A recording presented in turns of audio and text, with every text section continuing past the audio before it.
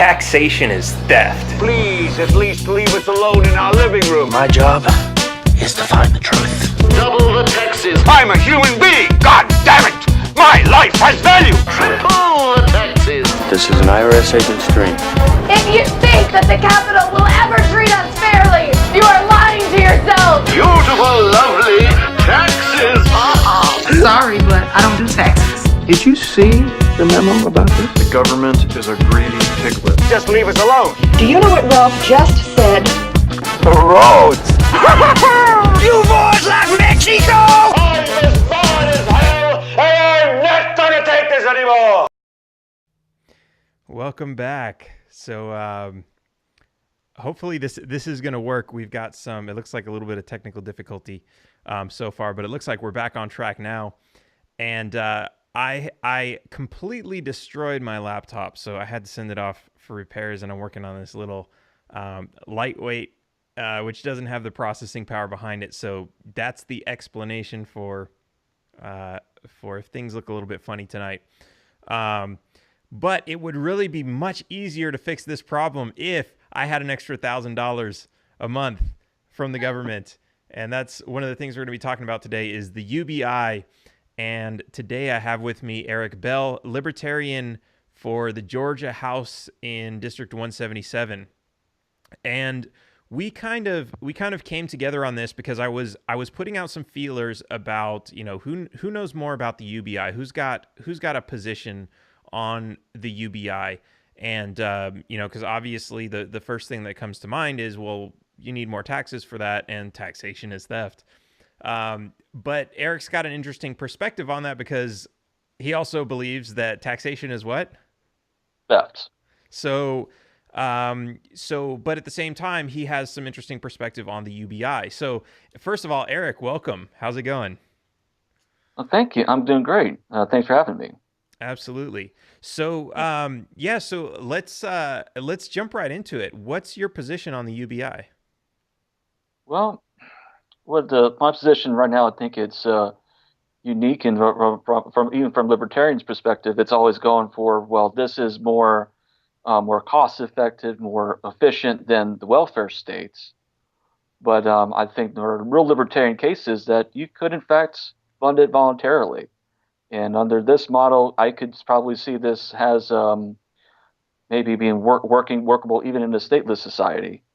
For that, because we all do both have this have a desire and see a necessity for some sort of safety nets for that. Absolutely. So that's an interesting point. And I get into this discussion all the time with everyone from minarchists to anarchists about whether or not if there was a government program or a government-like program, whether it was actually government or not, but it was funded completely voluntarily, would that be okay? And my position is always yes, as long as it's not violating people's rights and those sorts of things, which is the main issue with taxation, is that is a rights violation.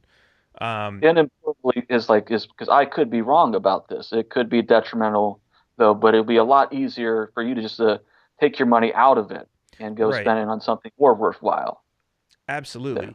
Yeah. And that's an interesting perspective on, because we're always hearing people arguing about welfare and how it's not given to the right people. We hear people saying, "Oh, well, let's drug test all the recipients because they're using it to buy drugs," or so let's drug test everybody. And you have other people that are they have people are they're using their food stamps to buy steak and lobster. People complain about how the money is being spent. Now, if you have a system where it's voluntarily funded, then you have that, and maybe it's not that at all. There was an article that came out a couple days ago that basically said all of this. There was a lot of bottled water that was donated to Flint, Michigan, which is kind of it's a social welfare program, but it was through voluntary donations, and it was all sitting in a warehouse completely unused, and by the time they got to it, it was all trashed. So obviously what happened there is it was given to an irresponsible charity. I don't know if that was government or not, but it was a scam, and once that's uncovered, people can stop funding that sort of organization. but it's, you have that power. There are competing markets. There's, you have someone else you can take your business to if there isn't one, big giant monolithic government taking credit for everything. Absolutely. So, And okay. so what's well, go ahead. I'm just thinking out Well, loud at this point. and I also want to point out the reason why because I was very much against the idea altogether for the longest time, but after I was like watching Andrew Yang's interview on Joe Rogan for a while, it brought up a lot of points on automation, and to be honest, that kind of scared the shit out of me though. And it's like, and I found a lot of like the libertarian response for a little bit, for lack of a better word, was very tone deaf or whatever, and a little bit of something like this, and it's like so I kind of struggled with it for quite a few weeks, a little bit, and it was kind of necessary. I did really examine a lot of, like, go back to the first principles for this, and I think by voluntarily we could take a lot. We could just by we can cut out a lot of the psychology, the propaganda that can be used for, which scares me the most, but what scared me the most of it, of what can be justified for yes. So when they say things like, well, as part of the shareholders for this nation, whatever, and that we deserve, that is entitled to the bounty of those all these different tech companies or whatever that are profiting.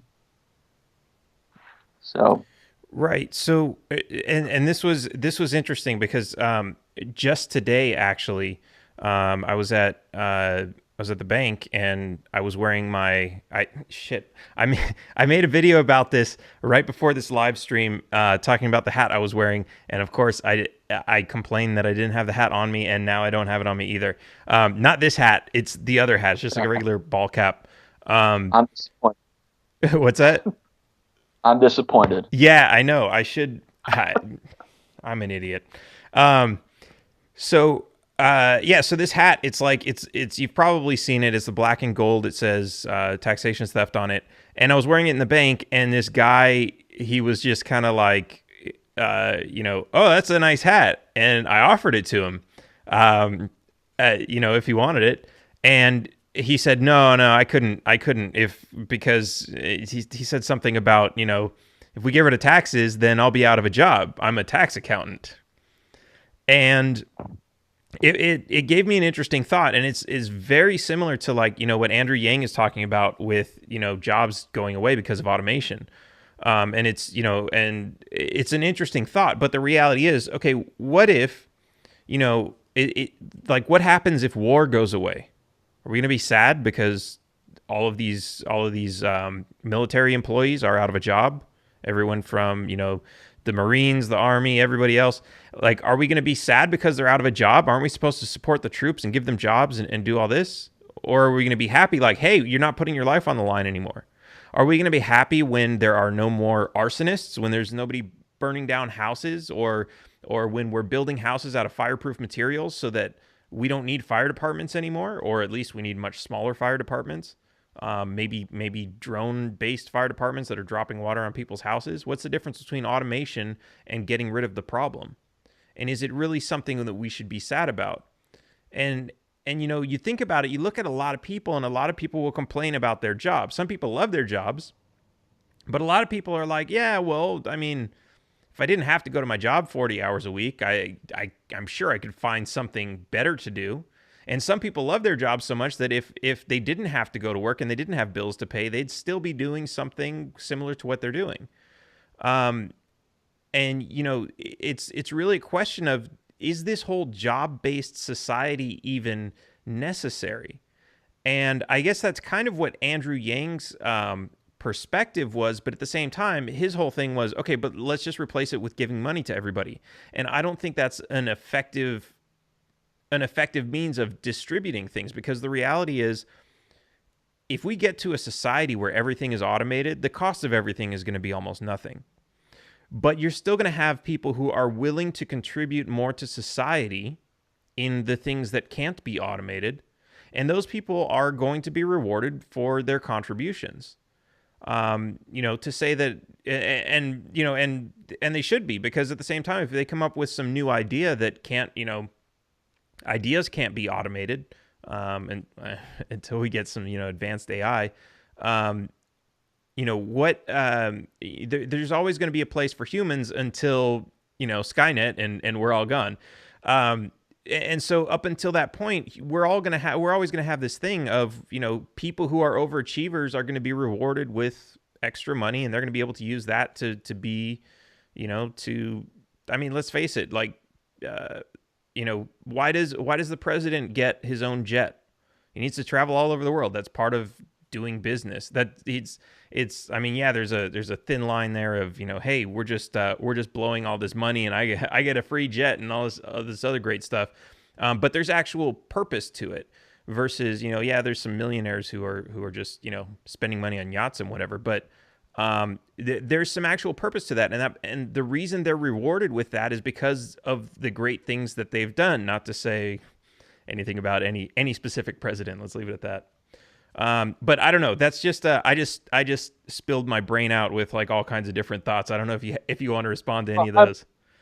I'm confident that like those jobs will eventually be replaced, though. With I can't exactly tell you which jobs there are. Though it was the same way about 20 years ago, I couldn't predict something like Uber or like app developers or Right. Tinder or whatever. But but I think there would be a painful transition, though, in the same way, there were, and could have a lot of social problems after. Like there were riots during the Industrial Revolution, though, and I think that is concerning, though.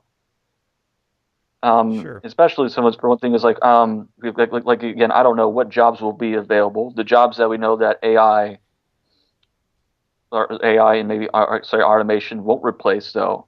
It's I don't know if there's that. I mean, currently, if it was happened today, I don't know how many jobs there are to go around, or those jobs that just today, though. Right. So, and I mean, I think we're already transitioning into that. I mean, there are, for the past 50 years, things have been more and more automated and required less human labor to, do everything from manufacturing cars to producing food.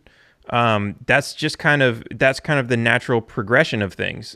But I think, so you bring up a good point that like, yeah, it could be a painful transition, but at the same time, is that painful transition because we're trying to anticipate it and we don't know what it is and we're creating rules trying to control it? Or is it really because it's chaotic because nobody knows what to do? I think even when we talk about, I've visited places where people don't have jobs. Lots of people don't have jobs, and they all survive. There's just land, there's food, and that's all they need. Now, if they want to work a little bit, and usually it's farming, and they take some farm products and they take it to town and they sell it in town. In exchange for that, they get things like money to use for electricity and internet and all these other things. Water, they don't even have running water, but they use, they pull water out of wells and cook it and clean it. And people in that town live to be 90 or 100 years old. So it's not really like there's, this massive epidemic of, oh my God, they don't have health care. But at the same time, if all healthcare and all this other stuff was automated, what's the cost of it? Because you don't have to pay any employees, right? So the cost becomes almost nothing. You press a button on your phone, you might be all the way out in the hills of nowhere, and you press a button on your phone and a drone comes by and takes a blood sample, does a lab right in the drone and tells you what's wrong with you and prescribes you medication. Who knows? Maybe, not in the next 5 years, but, maybe 20, 50, 100 years, we'll have something like that. Is that such a bad thing that someone's going to say, well, but I don't have a job to afford it? Because what jobs are going to be left? If we get to a place where there's only 100 jobs left in the entire world, does that mean only 100 people are going to have access to that technology? No. It doesn't make sense because because first of all, the drones are going to be produced by automation, which means they can produce a billion of them at zero cost, right? It's all done through automation. There's no human labor cost. The cost of raw materials can be replaced with robots pulling those materials out of the ground, mining. The cost can literally drop to zero, so they can make as many as they want. Not sure about zero, but yeah, it could cheaper though. I can see that, and especially they can produce it'll be produce more because robots don't tire, and Exactly. you don't Charge them have with to solar. you can do it for free. Yeah, so So there's that. it's an Yeah. interesting concept. But I tend to lean towards, let's, if we have a solution, and it sounds like you would agree with this too. If we can come up with a solution, that solution should be implemented voluntarily, not by force, because we have no way of knowing beforehand exactly what the right solution is. Yeah. Does that sound about I right? would say so because we can't predict the future. We don't know what's going to happen, and even for right now, we can't ascertain what is needed for today perfectly, 100%. I would say we also need bold. We also need bold solutions. We need many of them as soon as possible, not just one size fits all for an entire population. Right.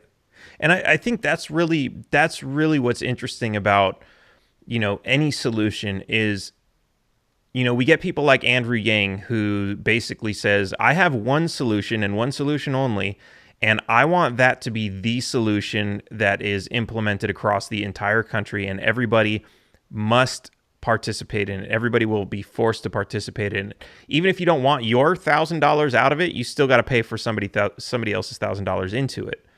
And that brings up a really difficult thing. I mean, for one thing, what happens when new people are born? At what age do they start receiving that $1,000 and they haven't been paying anything into the system? At what point, that's going to increase this whole debate about whether or not how loose we should be with immigration laws, because now okay, well, a new person becomes an American citizen and now what, they haven't been paying in the whole time, now they get $1,000. It really brings up a lot of interesting questions.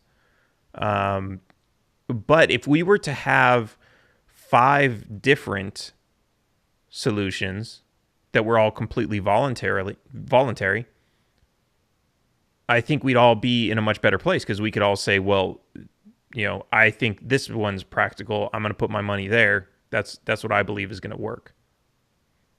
Yes, and you have and you could have it if you have like different like experiments going around, or just people trying different areas. You could have at least there's at least we have at least there's at least 1 out of 5 chance, or whatever you said. There's like 5 different, or 1 out of 50 chances that this could actually succeed.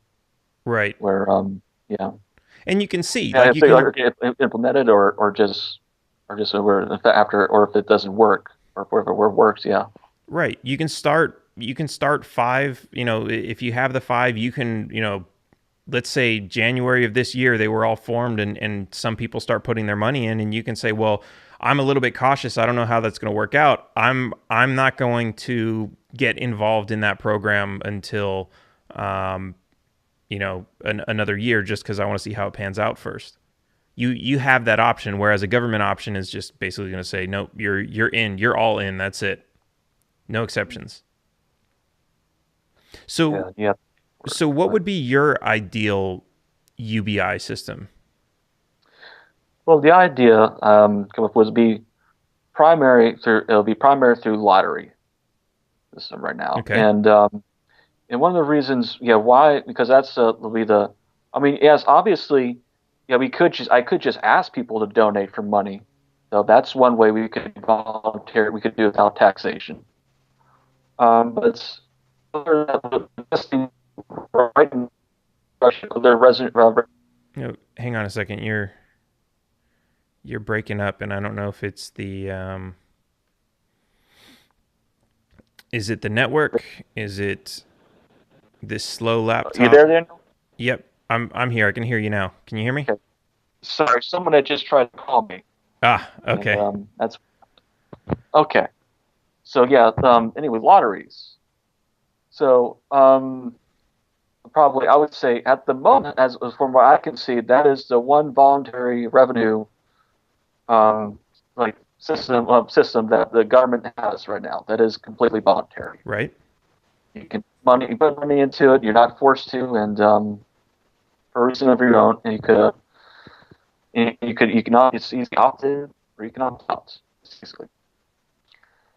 And part of the reasons why I'm running for as this for on do this on the implement a state law is, by the way, is everything we just mentioned. It's hard to it's or just to campaign on a national lottery right now when nationwide Americans spend about $78 billion on lottery tickets right now, and Is with that is that per year, per month?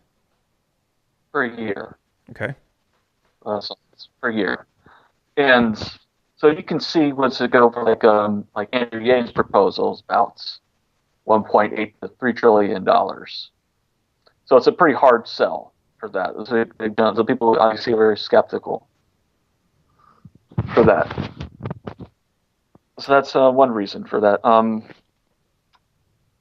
And currently, right now, we raise like Georgia raises about $2 billion in lottery right now, which my idea is for just to take the proceeds of how much it would raise, take 10% of the little jackpots, wherever how many winners can win for the actual lottery winners. The rest would have, I guess, would give it a dividend for the rest of Georgia or whoever would sign up for it, which would allow for anyone that's a Georgia resident can easily sign up for it,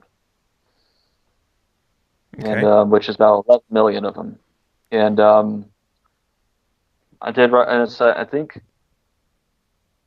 that realistically, I don't think it would be unrealistic to see if we could at least get about $12 billion from that, which could have at least 1,000 start out just in the first year. In the first year, at least get everyone about roughly $1,000 a year, which would be about the same as what Alaska gets for their oil dividend. And and that would be a very good start. And as people start liking it, though, because I haven't really met anyone that's everyone I talked to that couldn't use an extra $1,000 a year, Right. which costs about $86 a month. Of course, like I'm hearing these numbers, and like the first thing that comes to my mind is $100 a month. I think even if you're working minimum wage, you're paying more than $100 a month in income tax. So Well, I should clear this would be if it's about $1,000 a year, you get about $86 a month, right. So which yeah, it's interesting, but it's not you're not going to pay your entire rent with that, which I think is the excitement about Andrew Yang's thing. Now at the same time, there's he's talking way out into the future where I mean jobs, yes, they're being replaced by automation, but the reality is that's going to be a while. In our current environment, not everybody needs that amount. So, you could still have some factor where we say, not everybody's gonna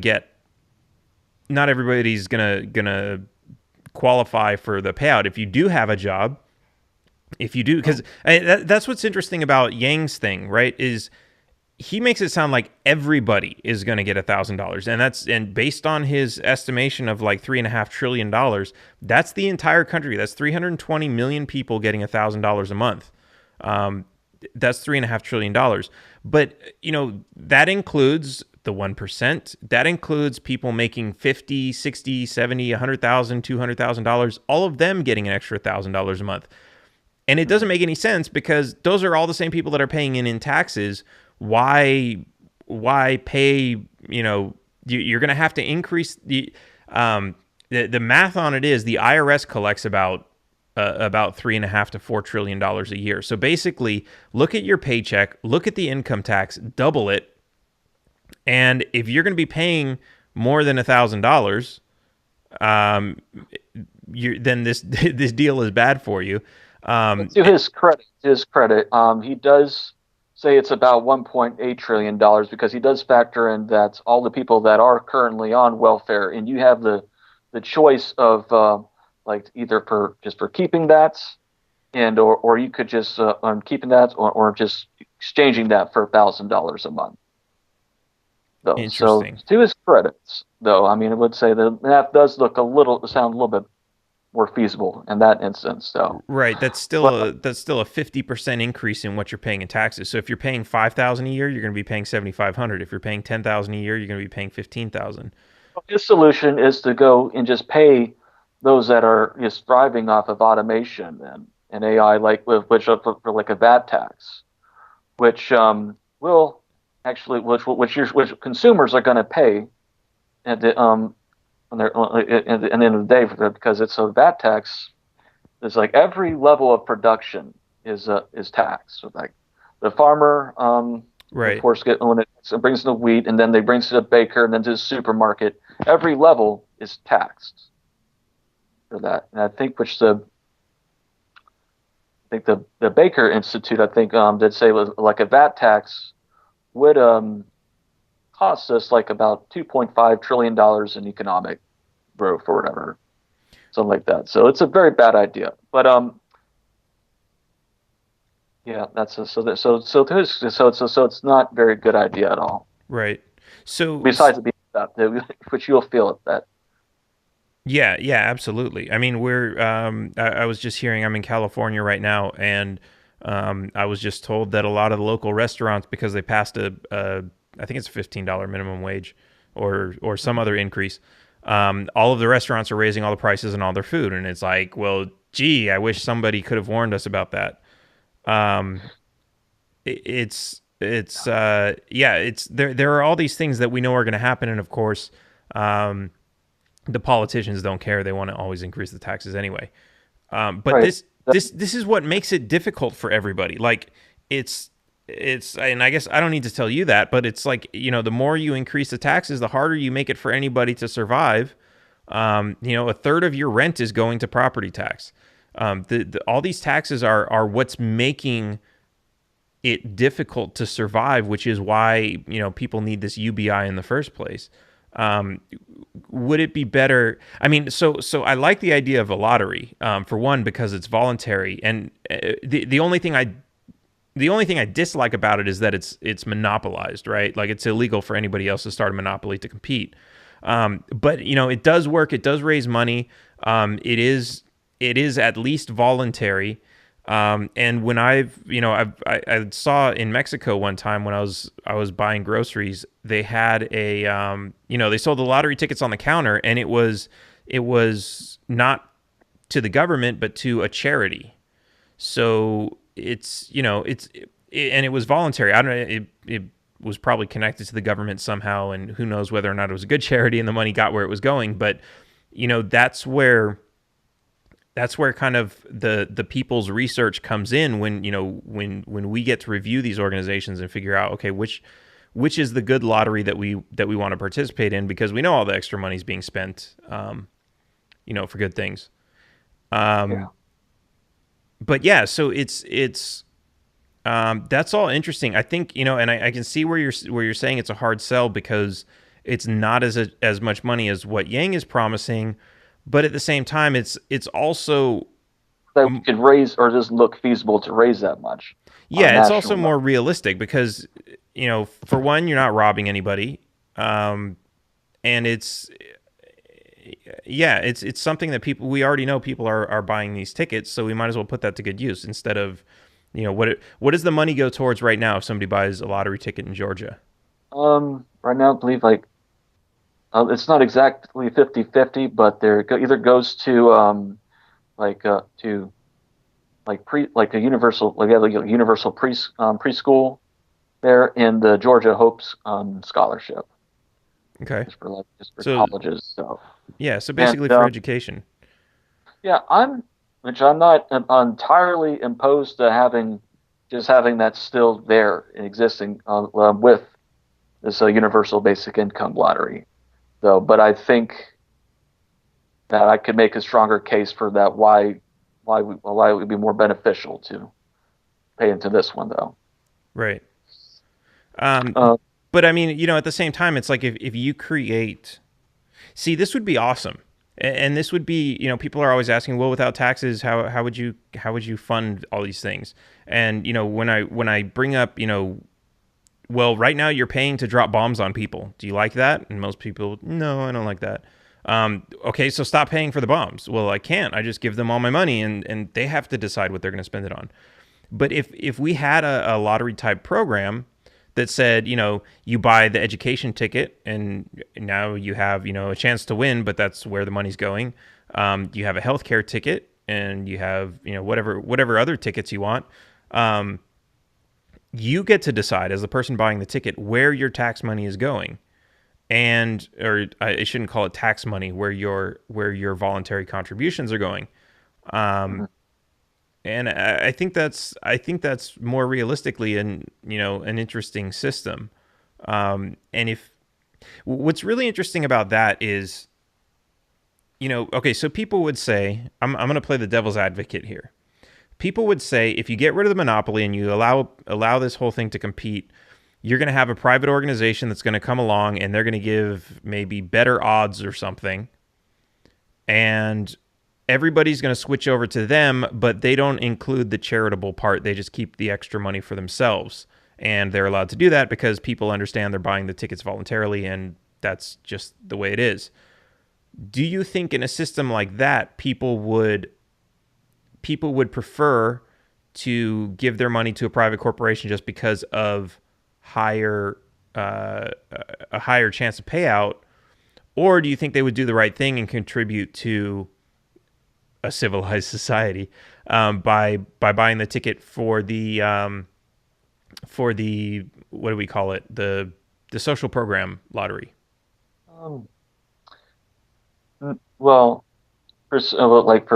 for right now, I don't think it's very well known that it goes towards funding these education right now here in Georgia, though. For one thing, but I think people probably get the sense that, well, you can just get a chance to just win like some extra money, a True. lot of money, and for right now, and it's and not a lot, and I think the consensus is that just smart people don't play the lottery, Right. and so. And so I don't, and so if this was something like this for like a universal basic income for that, where where the chances still of you winning like hundreds of millions of dollars are still very low, but you're gonna get a check come from, or you're gonna get something directly that they can see. Any other type of social programs, um, I think that would probably win out. Okay. That's an Yeah, interesting. that's it. That's it. Because again, as I said, just in there's like we raise about on Georgia raise about $2 billion a year, and that's out of the GDP is about a little bit about 500 billion right now, about half a trillion right now. And in the United States, there's a United say we like this, but people spend about $78 billion a year collectively nationwide out of a $20 trillion economy.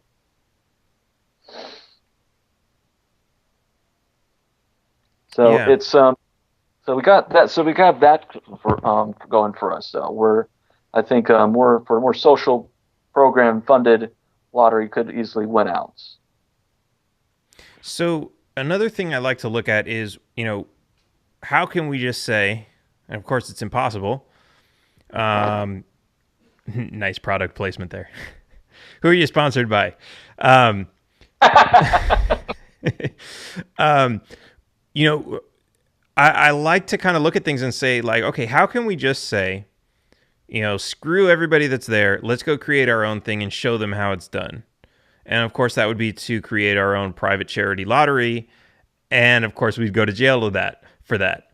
Um, so this is something I really would like to see that's done without government, even though theoretically you could say it's voluntary government.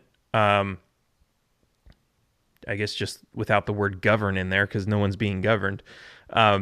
It's Maybe for communities more. Yeah, That's right. it's We're building communities instead of the government, instead of the states. right. And you know what? That's a really interesting way to look at it too, because when we talk about a school isn't government.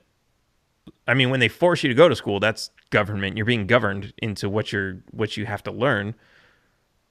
But the actual creation of a building or that sort of thing, it's if there weren't the taxes and there weren't the mandatory attendance and all these other things, that's not government. A school is not government. Even police arguably is not government if they're not enforcing policies, but they're enforcing looking for actual criminals who have done damage to other people.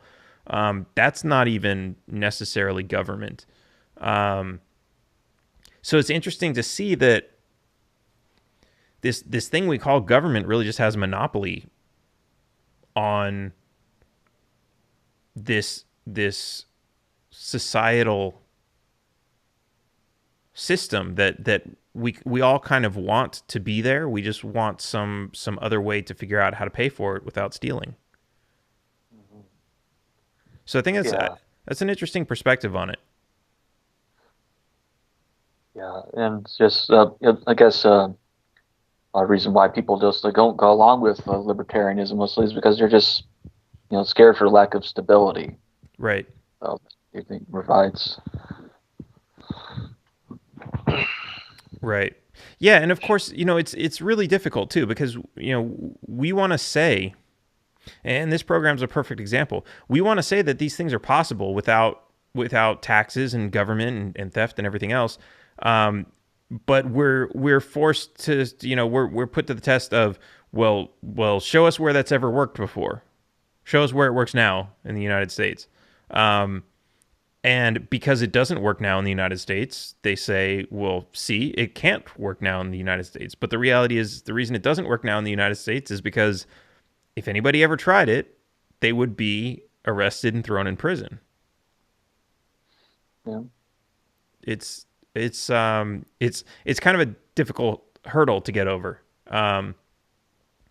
But I think what you're suggesting here is maybe the right thing because you're talking about like I said, it's still voluntary. Um, Football, yeah, and it has potential to pick. Where it can start small, as I mentioned, where like it's at $1,000 a year, $86 a month is not going to really be a lot though, but still people can find use for it. And as we see, you know, I guess the more because once automation becomes more of an issue, whatever, and there's more of a problem, people can after one day after they say they like it, they see a problem, it could pick up steam. It could be a lot bigger over time. And also, I think this currently it's not going to be based off of every year how much money is being collected. It's going to be we're going to do every month. They're going to you would get a dividend of the month before raise. So that could very much help. So like if one month you get like I said, if your like dividend is $50, and next month it could very well easily be 75, and so on. right. I'm just thinking about how for a lot of people it seems to be that they're willing to spend other people's money more than their own when it comes to things like these. So, but I am still curious to see it. It would be a good experiment because we just don't know. People say if taxes were voluntary, nobody would pay them. And, the libertarian argument is no, people are charitable. We need to start implementing, we need to start testing with some of these programs. Because, like you said, the lottery, people don't know where that money goes. If that, if the lottery tickets on them said, this is the school lottery, this is the healthcare lottery, this is the UBI lottery, would people be picky about which ones they're buying? And would the number of sales increase of these tickets? Just because, like you said, they say smart people don't play the lottery.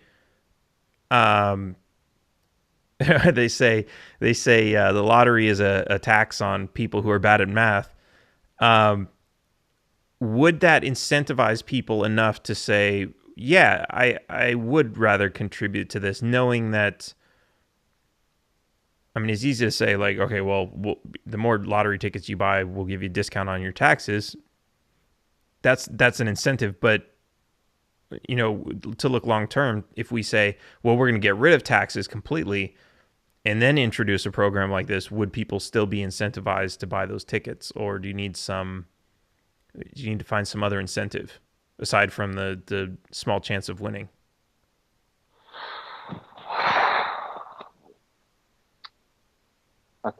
So, well, I think, well, for starters, I would say it's kind of one thing I'm running.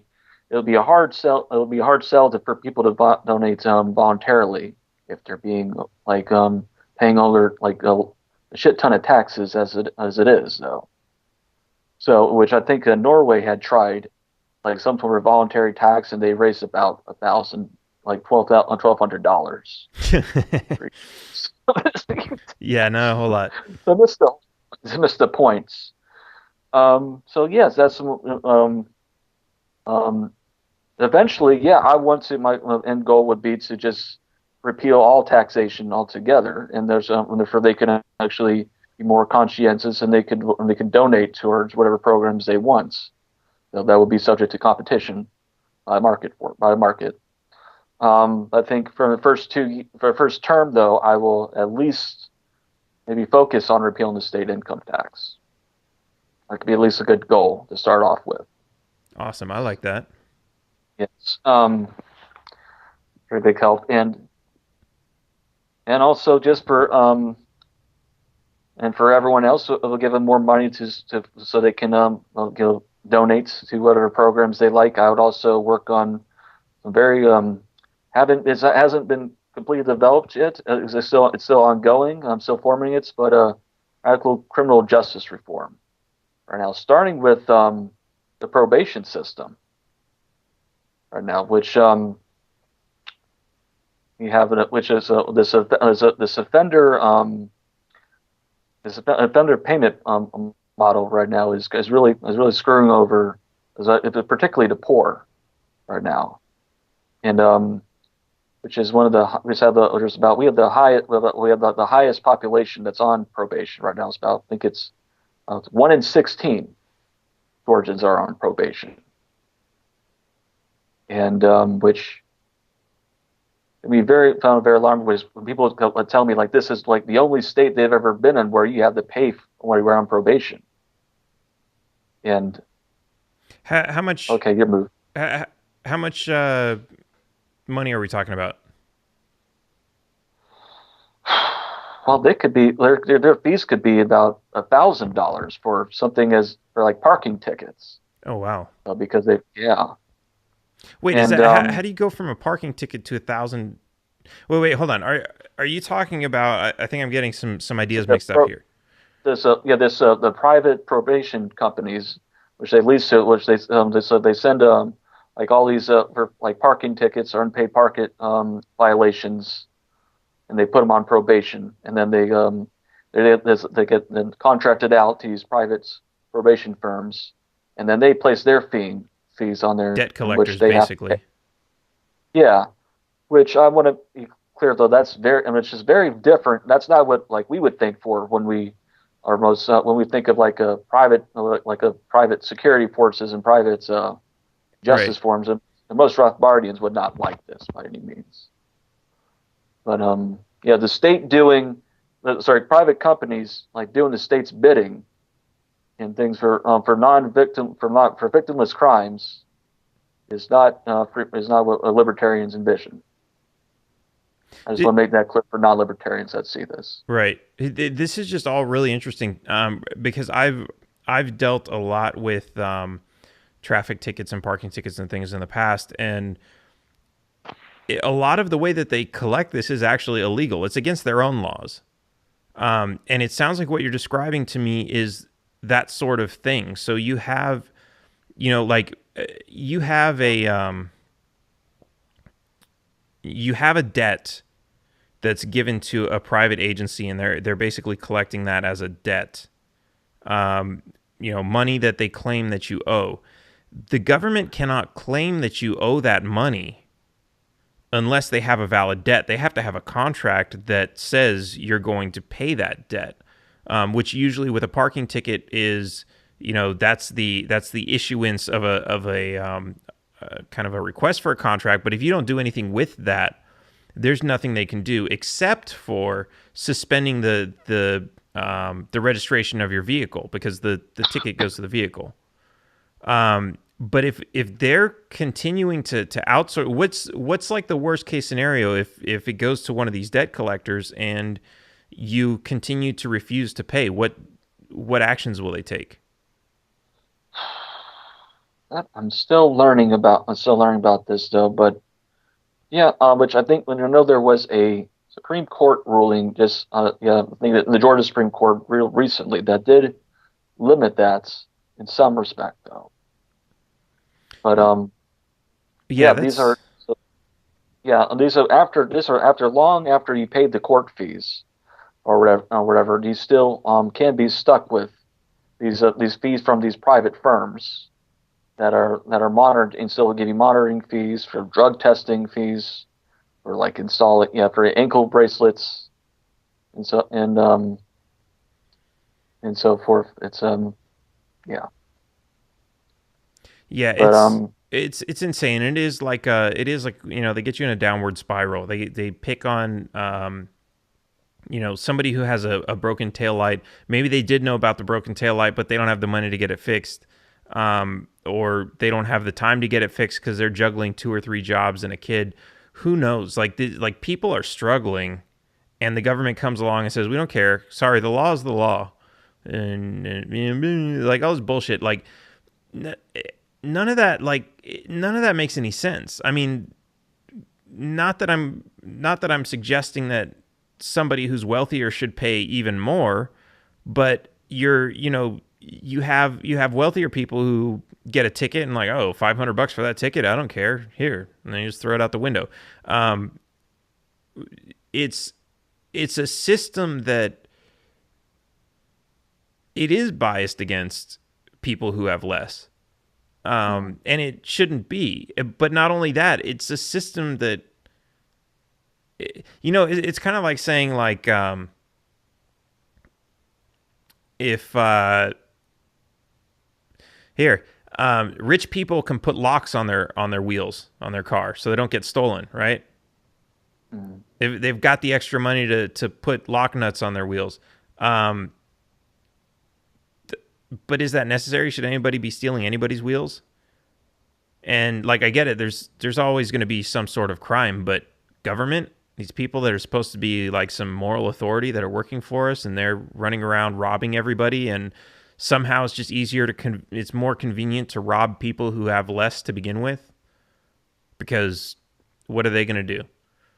They can't hire lawyers to retaliate. They can't, they can't pay they don't have anything for you to take, so that gives you the excuse to say, oh, well, you can't pay this fine, so we're gonna say that you owe us even more, and you basically turn them into debt slaves for the rest of their lives, always trying to catch up with the last ticket. That's not cool, man. No. That's a fucked up system. Yeah, and that could be one of the reasons why I just read in the Atlanta Constitution Journal that's like the Georgia is ranked 10 in poverty. So that might have something to do with it. 10 from 10 is like the 10th worst? Yes. That's pretty bad. I mean, I guess somebody's got to be number 10. But wow. And so yeah, I mean, so maybe instead of just offering these like these tax funded government programs or whatever, we can just leave people alone. See how that works. Yeah, that's so true. I mean, to somebody who doesn't have a lot, but they're being harassed by the government, like you could give them $1,000 a month, but what's that going to do compared to, just leaving them alone and letting them live their life? and not robbing them for, because that's, I mean, look, that's a reality too. We always talk about when you give people more money, they have more money to spend, and they're just going to spend it, and on, prices of things are going to go up, and cost of food, cost of rent, everything's going to go up. It's inflation. We don't always look at government as one of those things. If you give people more money, then the cost of parking tickets are going to go up. The cost of traffic fines are going to go up. They're going to give you all this money, and then they're going to take it right back. That's insane. Man, there's no way out of the system except to just get rid of it. Yeah, well, for that particular, I'm still thinking of what exactly an alternative for that. I would be okay if something like that was, if you're going for a crime and it had, actual crime that had a victim, it's Right. going to some sort of restitution. Otherwise, well, even with that though, I don't know. I mean, like also for cases where there's in instances like for someone that's maybe sold like $7 worth of underwear at Walmart's, and Right. they get about $1,000 worth of $1,000 fine that they followed them. It most likely, and this was well, the most likely is, at its certain point that doesn't go towards Walmart's. So it just goes to these private firms. Right. And of course, Walmart So gets I their mean, product back anyway, so they're yeah, at no they loss get in their the first product. place. Now, if you want now, if it's like in cases like that, you're easily it's like if they can just figure it out themselves. I mean, okay, well, you stolen from us. We'll say, well, you got to pay us a fine. We'll say, like it was like $7. Okay, well, you pay us $50, and you can come back and shop here. And if they don't, that can consider trespassing. Save a lot of time, a lot of resources, and a lot of heartbreak. Right. But Yeah, that's, I mean, and realistically, like that's how the whole bank system works with credit reports and all that. I mean, they know, like there's a system in place for that, and I don't want to suggest that we move to anything that's like the Chinese social credit system, because I know that can be pretty screwed up too. But you do have. I mean, we already implement some stuff like that. Like if you sexually assault someone, you get registered as a sex offender. There's, I guess, whether or not you want to extend that to murders and robberies, but also, if somebody's dangerous, then yeah, you don't want them just walking down the street either. If they're, let's say you have somebody who just kills a new person every day. What do you do with that person if there's no government jail to lock them up in? That's always a really interesting conversation to have. But I think you're right. There are at least because that's a really small majority. Like you look at, especially if you compare the number of people in prison right now, and you look at like what percentage of them have actually done like really bad things, it's small. There's so many of them in there just for like drug offenses, money laundering, tax evasion, which is bullshit. There's a lot of crap that will get you in jail that doesn't really create a victim. And when you get rid of all that, then the problem, that's really interesting. The problem of what do you do with criminals becomes much smaller, because we look at it and we say, oh, we have 50 million people in prison in this country. That's a made up number, but we have all these millions of people in prison. What are we going to do with all these millions of people? Just set them free? Well, for most of them, yeah, because they're not criminals. And then we have a much smaller problem to deal with.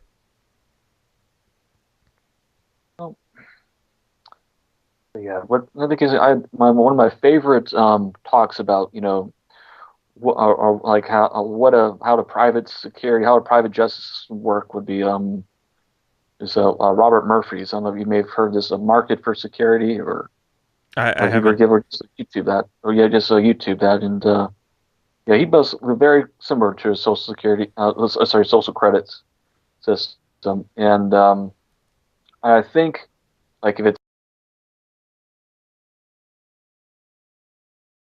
like you're just ostracized from all society, they need places to go just for our conveniences and for theirs, and yeah, jails might volunteer, and those jails could be somewhere voluntary where they could stay, and maybe eventually if they could Australia. do something. Australia, yeah, they can all go to yes, they can all go to Australia. Well, just the whole world can make that the private the private prisons colony. Right. So You can that's just I still don't know if if that was a rumor or not, but apparently that's how Australia started, was as a prison. Um, but of course I'm now they pretty all sure have, that's true actually. yeah, now they all have passports and they can fly to wherever they want. So it's it's kind of like tunneling Yeah, out and there's no guards. but But yeah, I mean it's an interesting question, and it's definitely something that needs to be solved at some point. But I think we're going way off topic from the original. The original okay, question so that we are talking about voluntarily funding some of these things, which at least gets the burden of taxes off of us, and then from there we can start to look at how can we have schools and roads and fire departments and police without some central organization. Can we have competing organizations to do yeah, that? I guess just to summarize that, we can have prisons and probation. There's if it's basically we just a very simple starting point is well, just no victim, no crime. If we will not Right. yes, and Yeah, if you fix all do the not obvious impress on problems. anyone, yeah, that's obviously then it'll be a lot cheaper though, Right. and we can find and be a lot cheaper and probably a lot easier to fund voluntarily. Which Absolutely. yeah, And we're coming to the end of the show, but I also did want to touch on this. You did say that um, another part of your platform is to end the drug war. yes, um, that is one of the other reasons I'm. It's very frustrating watching the as like developments, even though as slowly as we are going towards for medical marijuana, medical cannabis, though, and I do say nationally, though, I think I say often that the heavy lifting has been lifted so far. It's just a matter of when, sort of if, mostly at this point. Yeah. And So so I would like to just give it the biggest push in terms of cannabis, though. And but right now, the one push right now is I don't think what I'm seeing right now in terms of how for medical cannabis right now, and we just passed a law expanding it for low grade THC oil. So there's about 16 different conditions for that right now, and we're gonna probably have this argue for more in the same place, and hopefully it'll be a little bit under. And there, a lot of people are hoping for right now, and hoping to expand that, but and they're just always just like begging, well, don't lump in with this for recreational marijuana. Don't leave it this. I just want to treat my fam. I just want to treat myself, treat my family for this that is suffering and having seizures, or whatever. Just leave me alone. Don't get me on this. But I think the best way they can have, I'm going to say this, the only way they can have a peace of mind is we just end prohibition altogether. absolutely. Yeah, just end it all I together mean, right now. people don't think about these things, but let's say you only legalize it for medicinal purposes, Mm-hmm. and that usually comes with you can't be in possession of it unless you have your prescription with you, which means if you're a little bit older, you're going to have difficulty finding somebody to go to the pharmacy and pick it up for you. If they get stopped by the police delivering it to you, then that's going to create another problem. There's all kinds of problems that can be created by this. And if you just say, okay, look, let it be legal. If somebody wants to get stoned, let them get stoned, because the reality is, even in California, where it's absolutely legal to do whatever you want with it, there's still a huge black market because people don't want to pay the taxes on it. Same reason why there's a black market for cigarettes in New York City. Yeah, It's in cannabis is a lot easier to grow there, a lot easier to grow than cannabis. I'm sorry, than cigarettes. I mean, when I was barely out of high school, I had a friend who's about maybe 17 or so, and he was able. He grew grew pot from in his closet with the help of a black light. And it wasn't a genius by any means. yeah. No, I mean, that's why they call it a weed. It'll grow anywhere. Yeah, and we've also had little challenges as far as like for a while they weren't let it we could still be legalized for medical use though, but we weren't but it wasn't allowed to grow in the state. So the people have to risk bringing it across state lines where it's not legal, Right. and so they can treat their family. Yeah, and that is there was this I've heard a couple judges say it, but there was this one judge who he was testifying for a legalization bill, and he was talking about he just was in like complete remorse for all the people that he sent to prison for this plant that he now, or someone in his family, had to use for their condition, whatever they had. And it's, that's the power of propaganda, really. I mean, this judge is putting all these people away in prison because he never consumed cannabis. He has no idea. All he knows is the propaganda that says, oh my God, it turns everybody into a dangerous psychopathic criminal.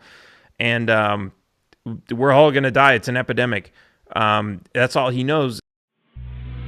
Taxation is theft. Please, at least leave us alone in our living room. My job is to find the truth. Double the taxes. I'm a human being. God damn it! My life has value. Triple the taxes. This is an IRS agent's dream. If you think that the Capitol will ever treat us fairly, you are lying to yourself. Beautiful, lovely taxes. Sorry, but I don't do taxes. Did you see the memo about this? The government is a greedy piglet. Just leave us alone. Do you know what Ralph just said? The roads!